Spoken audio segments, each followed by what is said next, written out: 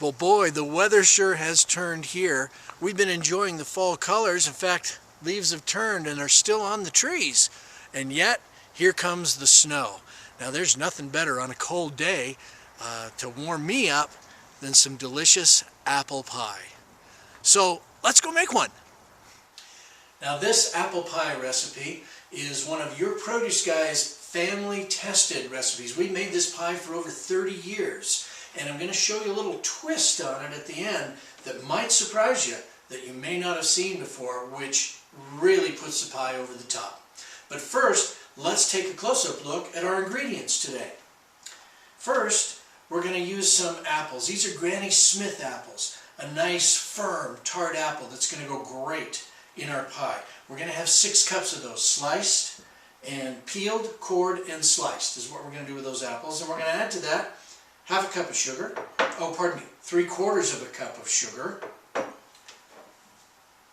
teaspoon of cinnamon, a tablespoon of flour, and an 1/8 teaspoon of salt, both in there, 2 tablespoons of freshly squeezed lemon juice, and then this pie has a crumb topping, and that is made up of a 1/2 cup of flour, 1/2 cup of sugar, and a 1/2 cup of butter. So, and all of that, almost forgot, goes in my 9-inch pie shell, which is ready to go. So first step is, we're going to peel and core and slice these apples. Now we've got these Granny Smith apples, and I'm just going to peel them here, one at a time. Peel them, core them, and slice them up. Now you could leave the skins on these apples. The skins, of course, have a great deal of nutrition in them. Look at that. But it makes for a much smoother pie if the peels are not on there. So let's go ahead and get that done there. And I'll go ahead and finish the rest of these. Alright, we just about got that. There we are. Okay, we've got them peeled. Let me get rid of these here. Now, when you're working with apples, and of course you expose apples to the air, they'll begin to oxidize, turn brown. Just like rust on metal, you get the same thing with avocados. They'll turn brown as you expose them to the air. Don't worry about that oxidation on your apples here, because they're going to turn brown in the pie anyway. So let's get started with our slicing. Let me move the rest of these off here. Now, you could use that apple core tool that I showed you in the roasted, or the grilled apple slices. But you really want to be sure, as you slice these apples, that you get even that last little bit of, the core there with the seeds in there. I want to make sure that that is all out. There, let me do another one for you. Of course, any little bitty tough spot right in the center there. There we go. That's all clean. That's what you want. That's what you want. Now, back when I had started in the produce department, the Granny Smith apples, it doesn't seem like they were even invented at that time. We used to use what were known as pippin apples. They were the preferred pie apple at that time.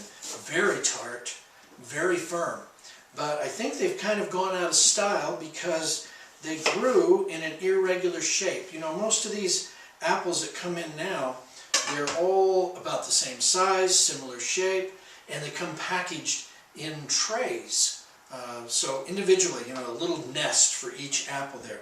Pippin apples didn't do that. They came in a bulk box. They just came in a box, and the apples bounced against each other, and they get bruised, and that would be just a big issue.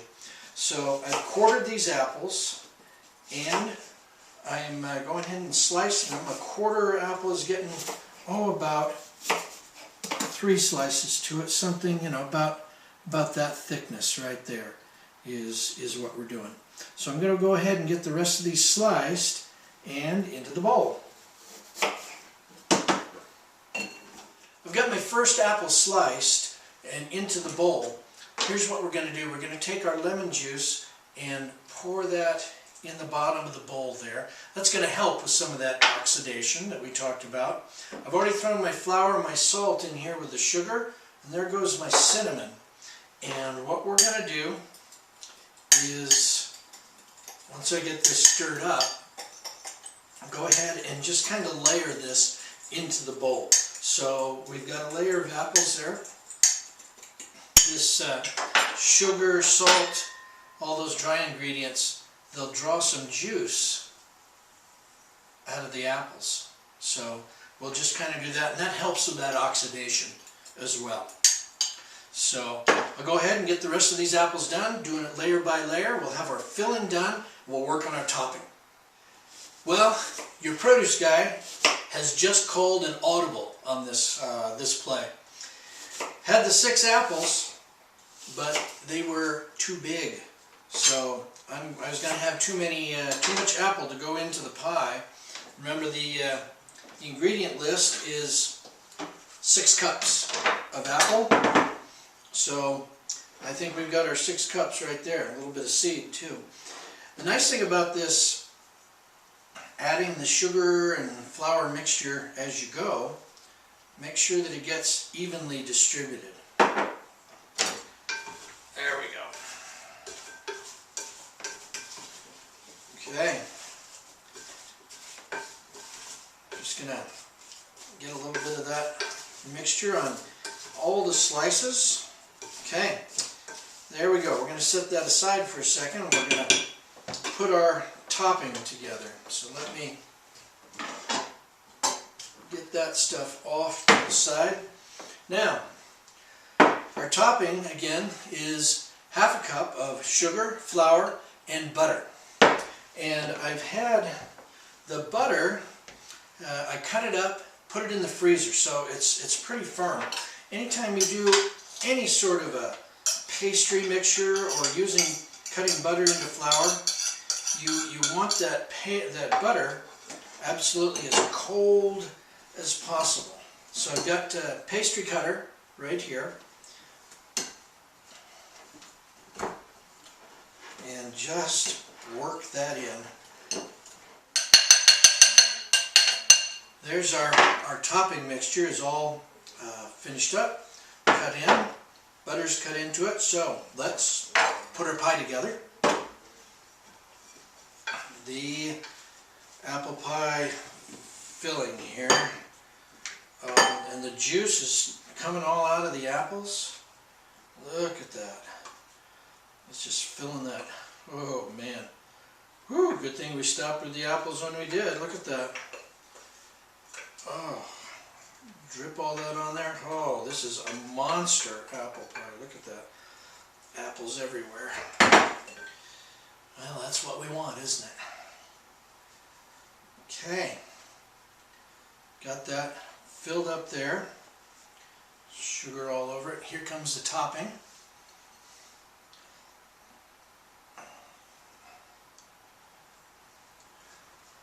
There we go. Okay. Whew. Now you don't want to sorry about that. Don't want to press it all down and smooth it all out, but kind of like run your fingers through it, so it's like you've just smoothed your garden soil out there. There we go. Okay. Now comes the twist. We're going to bake this pie inside of a paper sack. This is a grocery sack, one of the big full-size grocery sacks. And I'm just going to set this in here. Tuck that apple in.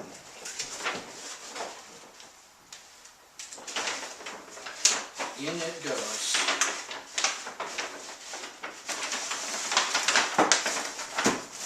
All the way in. Close up the end. Got some little metal clips. You can use paper clips, large paper clips if you like. Those are just some little grippy clips there. Now, baking it in the paper bag, first of all, you don't have to worry. We're putting this into a 400-degree oven for 1 hour.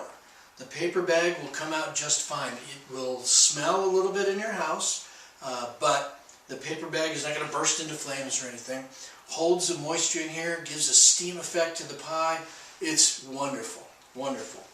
I've got a cookie sheet I'm going to put underneath it because when the pie comes out, and there'll usually be some juices that get spilled from the pie onto the bag, it can be a little dicey to take out. So we're going to put this in the oven and we're going to bake this 400 degrees 1 hour.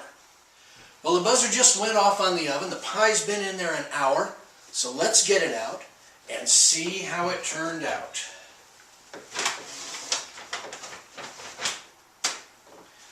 Ooh, it smells kind of like burned paper.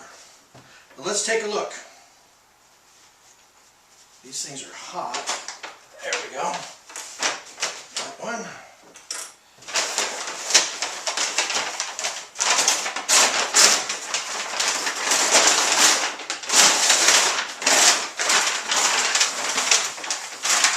There it is. Golden brown. Oh my gosh. Ha ha. Stuck a little bit to the paper. Now remember, the paper bag secret. Get rid of that. The paper bag secret is that the pie does not burn. I was in there an hour at 400 degrees. So those apples get all soft and tender, but the crust doesn't burn. It looks beautiful. We're going to let this set for a little bit, let it cool down, and we're going to try a piece. Well, we've let the pie cool off for just a minute or two here. Well, actually a couple of hours. It's cooled down now. Let's go ahead and try a slice. Oh yeah, look at that crust on top. Crumble crust. See if I can get a nice clean piece out of there. Ooh, that looks fantastic. Fantastic. Oh, all right. Let's give this a try. This is our fresh apple brown paper bag pie.